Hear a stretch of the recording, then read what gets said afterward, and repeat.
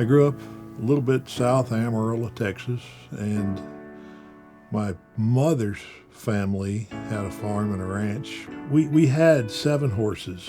There was one mare named Sadie Jane, and she was the boss of the horses, and she took care of me. She started limping when I was 13, and I took her to the vet. He took one x-ray, and he says, "Your horse has navicular disease." And I said, "Well, what do you do?" And he said, "There's nothing you can do." I said, "I'm going to vet school someday, and I'm going to figure out how to fix that."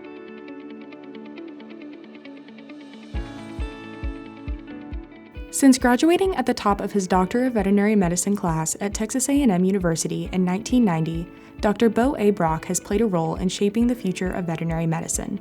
Nobody in my family had ever even gone to college, much less went to A&M and got a doctorate. There was never a question in my mind I was going to Texas A&M, though. I wanted to be an Aggie. Every vet I knew was an Aggie. Everybody that was cool was an Aggie. We had a group of professors that in the horse department at A&M that were able to mentor and motivate young people to do things that were probably far beyond their ability.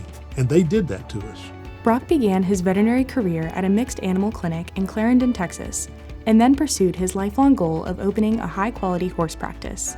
In 1992, he established Brock Veterinary Clinic in the West Texas town of La Mesa. When we started off, when you only see 96 horses a year, you're a long ways from being able to support yourself looking at horses. And so when I first started, it was really a mixed animal practice. I was here by myself for 10 years. If you compare that to 30 years later, we're up to 12,000 horses a year. The practice now, its personality has changed because we've shifted so much towards horses, but we still have to take care of this community.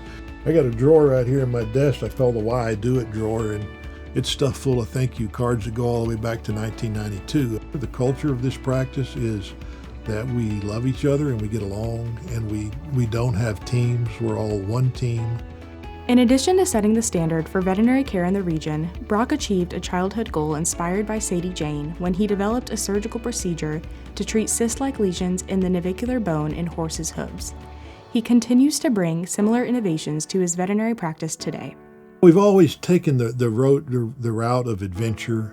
We bought the first digital radiograph machine in this part of the state, and all the local vets made fun of us because it cost $100,000 and this practice only cost $140,000, and they said that'll never pay for itself, but surprisingly enough, it made all the difference. We have about 200 vets that refer things to us now, and they are the same vets that competed with us. We see horses for MRIs. We have a standing MRI, which there's only 2 of those in Texas that I know of. So people come here from all over to have that done. We do surgery on horses that cost 10 times more than our vet clinic, and insured by Lloyd's of London, and you have to talk to 14 different insurance companies after you do the surgery, and I'm kind of proud of that.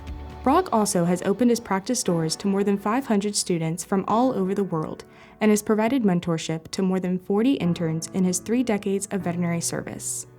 We get a lot of students from all over the country and the world, and that's a blessing. I want to teach people, kids that come through here, that you're not looking for how much you have to do and what you can get by with, but that you want to do it. The students coming through are as good for the clinic as we are for them.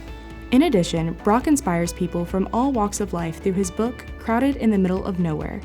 The book originated as a series of humorous short stories that were published weekly for more than 25 years in a local newspaper and a DVM magazine. It's just kind of stories about life as a veterinarian and moments that happen. And I'll tell you, it really changed my career, and here's why.